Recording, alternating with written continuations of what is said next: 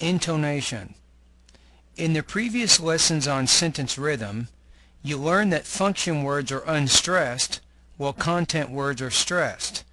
Within a sentence, there is also one content word which is more prominently stressed than other content words in the sentence. Called the focus word, this word is stressed according to the context of the sentence. Focus words are part of what comprises intonation, the rise and fall of the pitch in a speaker's voice. Listening Activity 1, Sentence Focus and Context. You will listen to a spoken statement which will help to provide the context. A second speaker will respond to the first statement by stressing a content word more prominently.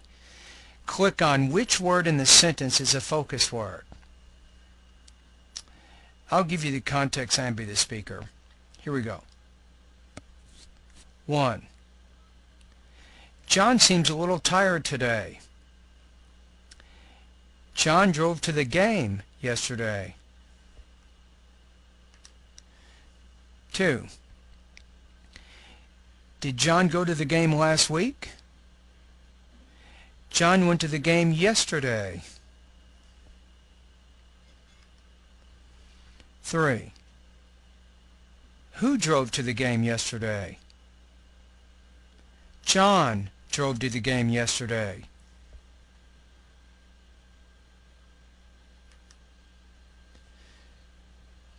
Did John take the train to the game? John drove to the game yesterday. Listening Activity 2, Using a question to respond to a question. Listen to and read the following conversational exchanges. Depending on the focus and intonation of the second speaker, click on which answer is most likely the correct meaning. After you're done, repeat these after me. Number 1. Did you like the meeting? Did you like the meeting?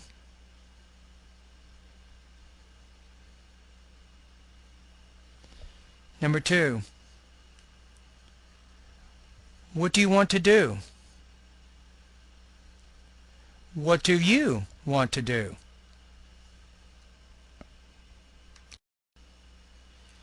3. Why are you still here? Why are you still here?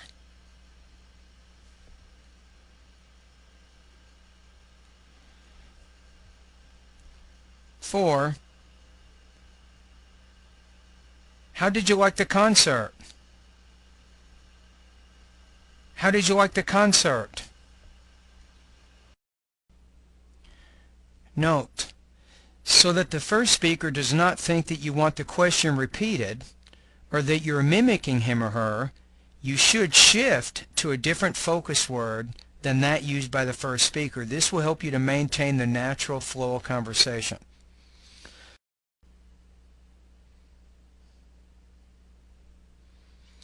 Listening Activity 3, Focus words and new information. Speakers typically organize speech into thought groups. A meaningfully related thought of 5 or stressed syllables. Within each thought group there is a focus word more prominently stressed than other content words. The focus word is usually new information, which is why it is more prominently stressed. You will now listen to a lecture which has been divided into thought groups, each separated by slash marks. Which word is the focus word of each group? To continue our discussion about environmental issues, let's take a look at a very hot issue, leaf blowers. Many regard them as being hazardous to our health. In fact, a gasoline-powered leaf blower generates as much tailpipe emissions in 1 hour as an automobile does over 350 miles.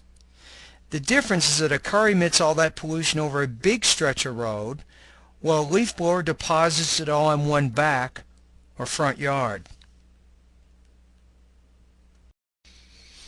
Okay, let's do it together now. Now you'll notice as we're reading, In each thought group, I will highlight in yellow the focus words. You can kind of see what's going on there. Okay, are you ready? Here we go together. 3, 2, 1. To continue our discussion about environmental issues, let's take a look at a very hot issue, leaf blowers. Many regard them as being hazardous to our health. In fact, a gasoline-powered leaf blower generates as much tailpipe emissions in 1 hour as an automobile does over 350 miles. The difference is that a car emits all that pollution over a big stretch of road, while a leaf blower deposits it all in one back or front yard. Pronunciation practice 4, sentences. In this exercise, you'll read some sentences in which, depending on the context, you will make one of the words more prominently stressed. Then, you will make a digital recording as you read each sentence aloud. Make sure that you speak directly into your microphone so you can get a clear recording of your pronunciation. After you finish, compare your recording to the sample native speaker recording. Pause the video to make your recording now.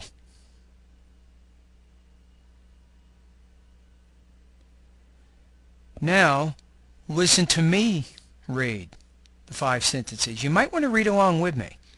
Number 1. The context: did Kent call you last week? The statement would be, it was Larry who called me.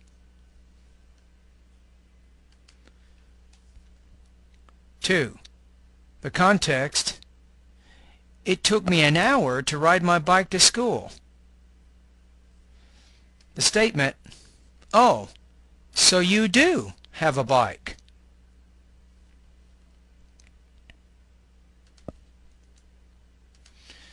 Number 3.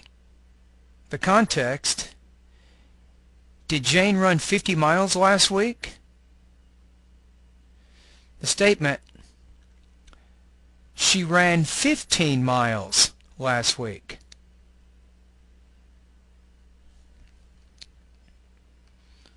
For the context: how long were you at the party?